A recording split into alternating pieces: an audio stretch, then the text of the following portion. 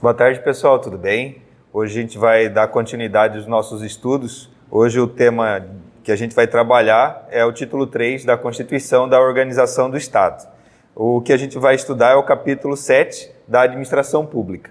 Antes de a gente abordar exatamente o capítulo 7 da Administração Pública, a gente precisa entender que dentro deste capítulo a gente vai estudar a estrutura da administração pública, isso incluindo tanto a parte operacional quanto a parte de alocação do futuro servidor ou empregado público. Isso é importante que fique claro, por quê? Porque este assunto pode cair em concursos federais, estaduais, municipais, pode cair em concursos públicos para emprego público, quanto para cargo público. O que eu quero dizer com isso? É que este assunto ele também cai, exemplo, na Caixa Econômica Federal. Esse assunto cai na Polícia Civil, cai na Polícia Federal, cai em vários concursos e empregos públicos. Às vezes ele vem diretamente declarado no edital da administração pública, às vezes ele vem mencionando princípios da administração pública. Então é bom que você sempre fique atento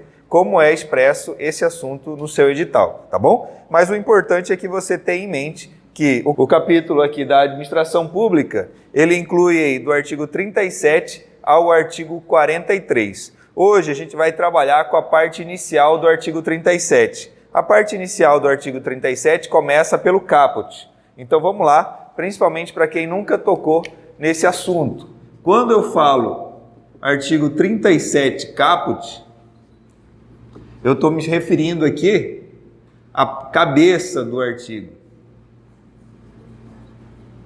Certo? A parte inicial. Então eu estou me referindo a esse trecho aqui. Se você reparar que tem dois pontinhos, significa que vai ter mais informação depois desse início. Então quando eu falo artigo X, caput, não é caput, caput, eu estou me referindo aqui a esse texto inicial, a cabeça do dispositivo, tá bom? E aqui neste artigo 37, ele traz muitas informações para a gente. O que a gente precisa entender aqui? Aqui na primeira linha ele vai falar sobre a estrutura da administração pública. A administração pública se divide em direta e indireta.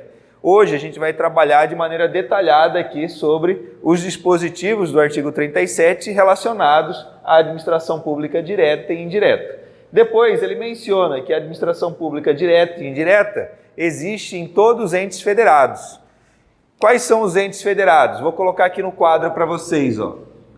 Os entes federados são a União, os estados, o Distrito Federal e os municípios, correto? Então a gente vai verificar que ele fala, a administração pública direta e indireta de qualquer dos poderes da União, dos estados, do DF e dos municípios. Então ele está mencionando aqui que esses entes federados aqui, eles obedecem o artigo 37 da Constituição, tá bom? Então, isso você tem que ficar atento.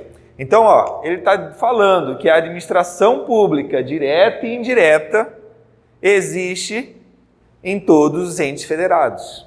Ele está falando que a administração pública existe nos três poderes. Quais são os três poderes? Poder legislativo, poder executivo e poder judiciário. Tá certo? Olha o que ele coloca aqui, A administração pública direta e indireta de qualquer dos poderes. Quais são os poderes? Poder legislativo, poder executivo e poder judiciário. E aí ele fala, quaisquer dos poderes de qualquer ente federado. Quais são os entes federados? União, Estado, DF e municípios. Perfeito? E ele está mencionando que a administração pública desses entes federados, desses poderes, obedecerão o famoso LIMP. O que é o LIMP? O LIMP são as iniciais dos princípios da administração pública. Então nós temos aqui os princípios, aí vou colocar em letra maiúscula, expressos da administração pública. Ok? Então são princípios expressos. O que significa isso? Significa que ele está contido aqui na literalidade do texto da Constituição, ok? Lembrando, eu estou falando que eles são expressos onde? Em que documento que a gente está trabalhando agora? Constituição Federal, tá certo? Então, se de repente você estiver fazendo uma questão e ela estiver se referindo a determinada lei, aí muito cuidado.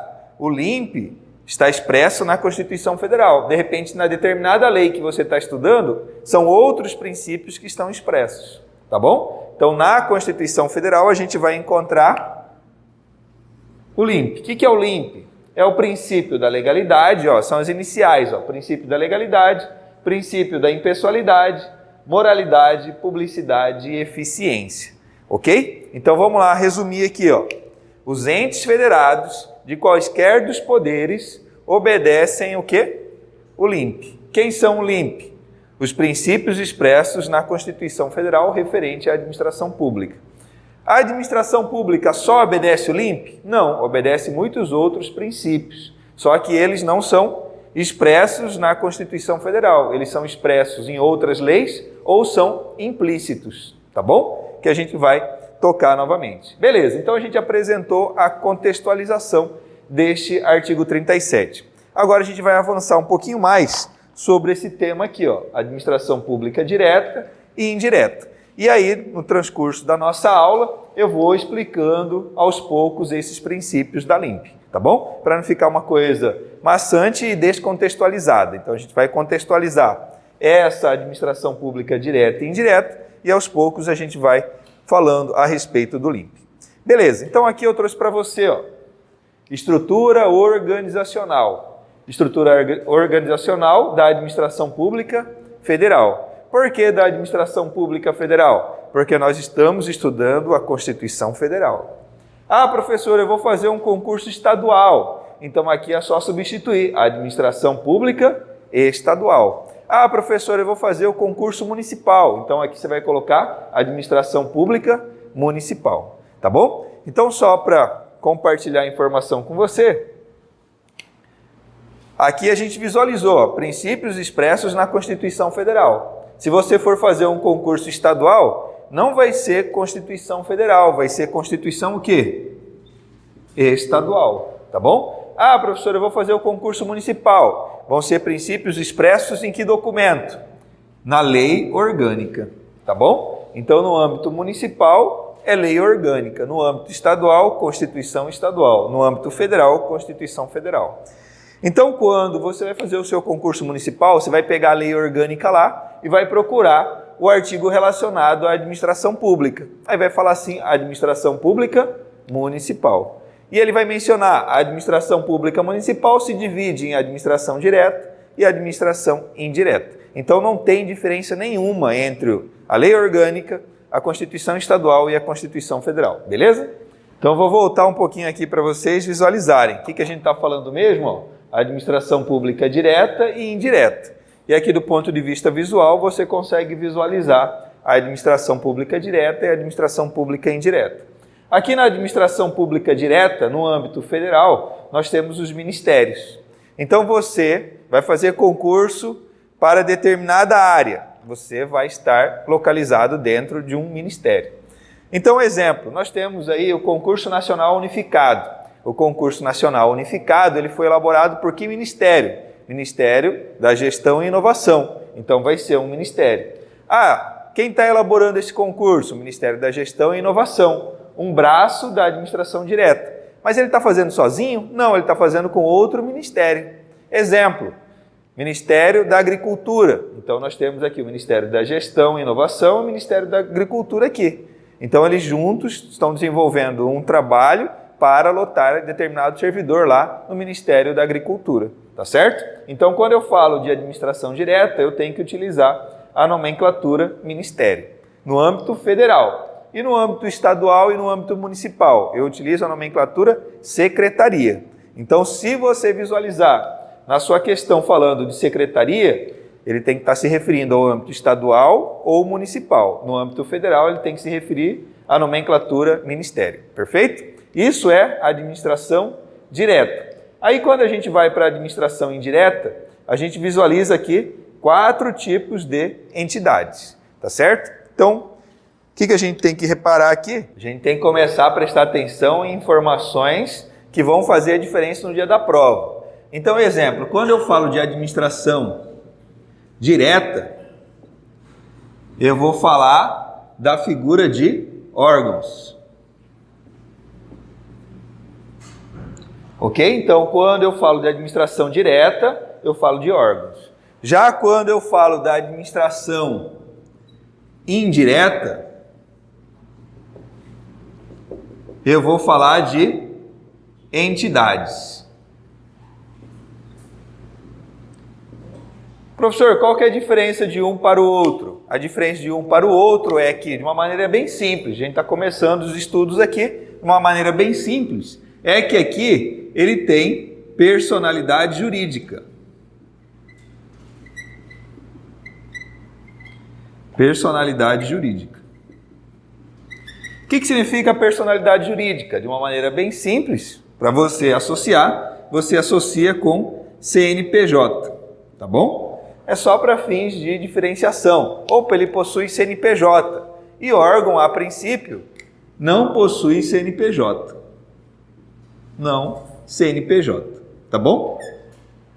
A gente não vai entrar no detalhe específico, mas a regra básica é: entidade possui personalidade jurídica, ou seja, CNPJ, e órgão não possui CNPJ, ou seja, não possui personalidade jurídica, tá certo? Ok, então quando você está na administração direta, quando você está na administração direta, você está se referindo a órgãos. Quando você está na administração indireta, você está se referindo a entidades. Ok, vamos lá dar uma olhada nessa linha aqui, ó, nessas linhas aqui. O que você visualiza num contato inicial? Que tanto a administração direta quanto a administração indireta, numa olhada inicial, estariam subordinados ao presidente da República. Não é verdade? Porque o presidente da República está aqui e eu tenho a administração direta aqui e a administração indireta aqui. Não é uma subordinação real. Aqui eu tenho uma subordinação real. O presidente falou, todo mundo tem que obedecer. Aqui não é uma subordinação real. Por quê? Porque determinadas entidades da administração indireta têm mais autonomia que aqueles da administração direta. E a gente vai visualizar, tá bom? Exemplo, na administração indireta, alguns têm mandato fixo. Então não interessa se o presidente brigou com o presidente aqui de uma entidade da administração indireta, o presidente dessa administração indireta vai permanecer até o final. É diferente da administração direta. O presidente coloca a hora que ele quiser e ele tira a hora que ele quiser, tá bom? Então, esse é um ponto relevante aqui que você precisa entender, beleza? Então vamos voltar mais uma vez aqui no texto da Constituição. Ele fala assim, ó, a administração pública direta e indireta. Aí a gente está visualizando aqui, ó, administração pública direta e indireta. Toda essa administração direta e indireta vai obedecer o LIMP. Legalidade, impessoalidade, moralidade, publicidade e eficiência. Agora a gente vai aprofundar mais um pouco em relação à administração indireta. A administração indireta é composta aí por 4 tipos de entidades, tá bom? Então vamos lá para o quadro para conhecer um pouquinho mais a respeito dessas entidades. Então agora a gente vai conhecer um pouco mais em detalhe essa administração indireta. Essa administração indireta aqui é dividida em 4, conforme a gente visualizou aqui na imagem. Quem são essas 4? Nós temos aqui a autarquia, nós temos aqui a fundação pública.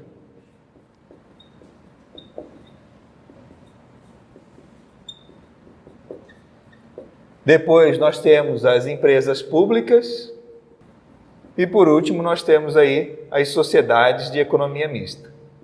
Certo? Então, essa é a disposição aqui. O que a gente precisa entender a respeito dessa distribuição? A gente precisa entender que vão ter aí uma divisão aqui entre esses 2 tipos de entidades. Então, desse lado aqui, nessa parte superior aqui, apesar de ela ser a administração indireta, ela tem muitas características semelhantes à administração direta. Já quem está aqui na empresa pública e sociedade de economia mista, eles estão na administração indireta e tem muita semelhança com o setor privado, tá bom? Então, ó, quem está aqui tem muita semelhança com a administração indireta. Quem está aqui tem muita semelhança com o setor privado, tá bom? Qual que é a finalidade de trazer características do setor privado para a administração pública? A finalidade é conseguir aplicar o princípio da eficiência. O que é o princípio de eficiência? Primeira coisa, o princípio de eficiência é um princípio expresso na Constituição Federal, ok? Vamos voltar lá para dar uma visualizada? Olha o que ele diz aqui, ó. A administração pública de qualquer dos poderes de todos os entes federados obedecerão aos princípios. Tem o princípio de eficiência aqui? Tem o princípio de eficiência, olha ele aqui. E aí vem um ponto relevante. Olha o que está escrito aqui em azul, ó. Redação dada pela Emenda Constitucional número 19 de 98. Então, esse texto que está aqui não é o texto original da Constituição de 88. Por quê? Porque em 98 teve uma emenda constitucional. O que significa isso? Significa que o texto da Constituição foi alterado. E qual foi a alteração? Foi a inclusão do princípio de eficiência. Antes, não tinha o princípio da eficiência no texto original de 88. No entanto, visualizou-se que a administração pública precisava evoluir e aí incluiu o princípio da eficiência. E falando em evolução da administração pública, vou colocar aqui no quadro para vocês os tipos de administração pública conforme a evolução. Então, o primeiro tipo que eu tenho é a administração pública patrimonialista. A administração pública, quando surgiu como uma administração pública patrimonialista. Depois, ela evoluiu para uma administração pública burocrática. E aí, depois da administração pública burocrática, ela evoluiu para uma administração pública, aquela que a gente está mencionando aqui, gerencial. Certo? Então, ela evoluiu para a administração pública gerencial. Quando eu falo de administração pública gerencial, eu tenho que lembrar do princípio da eficiência. Então, a administração pública, quando se libertou aí, né, do contato direto com Portugal, ela era uma administração pública patrimonialista. O que significa isso? Significa que, naquele tempo, o gestor público confundia o patrimônio público com o patrimônio pessoal. Então, ele pegava o patrimônio público e gerenciava como se fosse dele. Exemplo, ele distribuía lotes para quem ele queria. Então, ó, toma um lote para você, toma um cargo para você, né? Então, ele fazia dessa forma. Ele não precisava fazer a prestação de contas. Por quê? Porque o patrimônio público era uma coisa só. Era o dele e o da sociedade, tá bom? Já para combater essa mistura de patrimônios, surgiu a administração pública burocrática. O que é a administração pública burocrática? É onde eu preciso de papelada, burocracia. Vocês estão aqui por quê? Porque vocês vão realizar o quê? Uma prova. Que prova? Concurso público.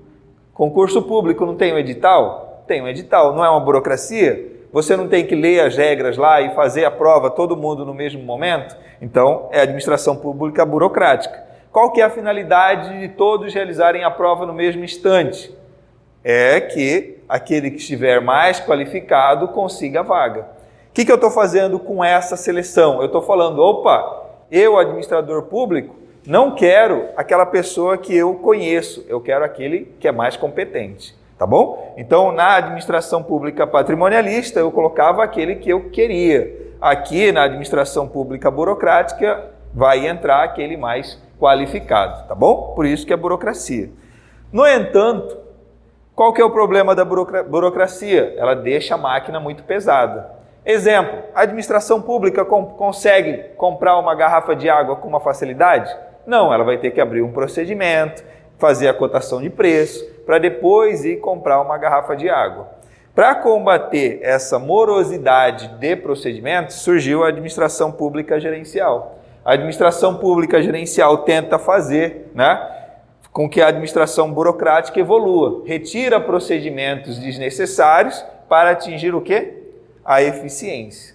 Isso foi materializado com a inclusão do princípio da eficiência na Constituição em 1998. Então, uma dica, pessoal, você não é obrigado, mas é uma dica. Eu recomendo que você fique muito atento a essa emenda constitucional número 19 de 98. Por quê? Porque ela aparece várias e várias vezes dentro do artigo 37, tá bom? Então é bom que você entenda essa situação. Então eu estou falando, você não é obrigado a memorizar a emenda constitucional número 19 de 98. Só que ela é importante. Por quê? Porque ela pode cair no seu concurso quando ele pergunta a administração pública e ele pode cair no seu concurso quando ele aparece assim, evolução da administração pública. Então ele pode cair em vários tópicos do seu concurso, tá bom? Então beleza, então nós temos aqui o princípio da eficiência. E por que a gente está estudando o princípio da eficiência? Porque o princípio da eficiência tenta trazer regras do setor privado para a administração pública. E aí a gente volta aqui. O que é uma empresa pública e uma sociedade de economia mista? Vou colocar aqui, ó. Ambas, né? Ambas são pessoas jurídicas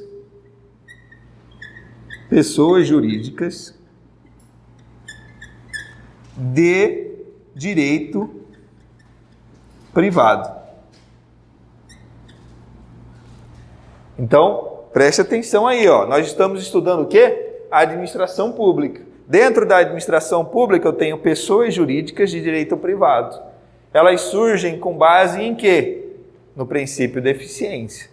Ah, professor, o princípio da eficiência foi implantado quando? Emenda Constitucional 19 de 98.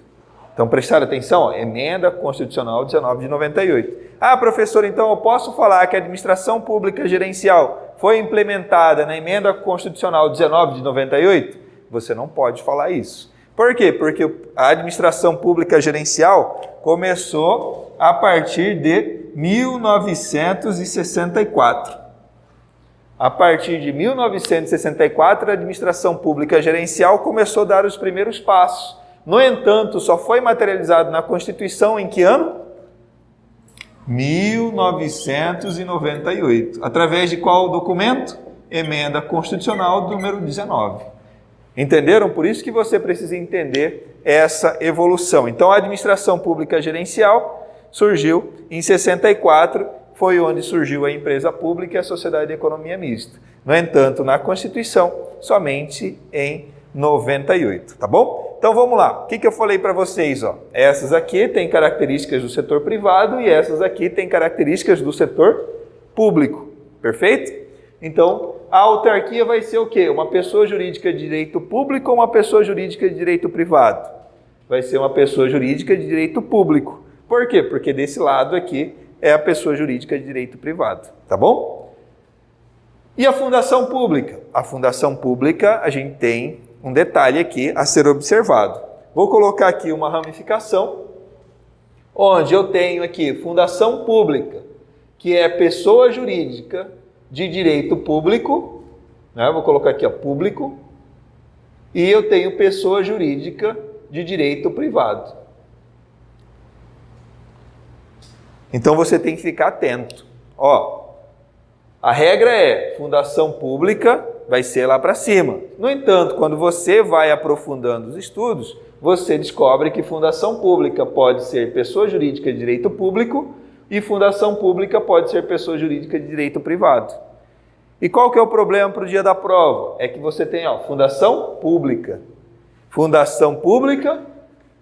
de direito privado. Então, cuidado para você não confundir, tá bom? Então, cuidado para você não confundir no dia da prova.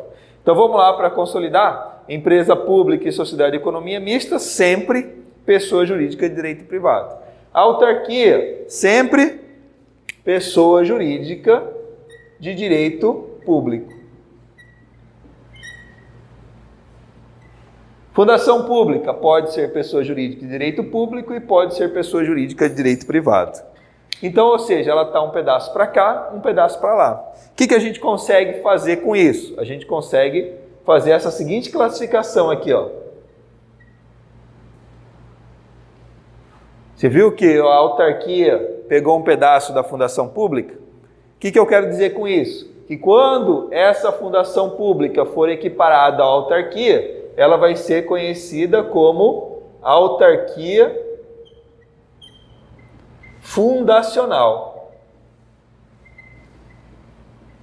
Você viu como misturou tudo? Então, eu estou falando da fundação pública. No entanto, eu dei essa nomenclatura, autarquia fundacional. Por quê? Porque eu estou falando exatamente da fundação pública de direito público. Perfeito?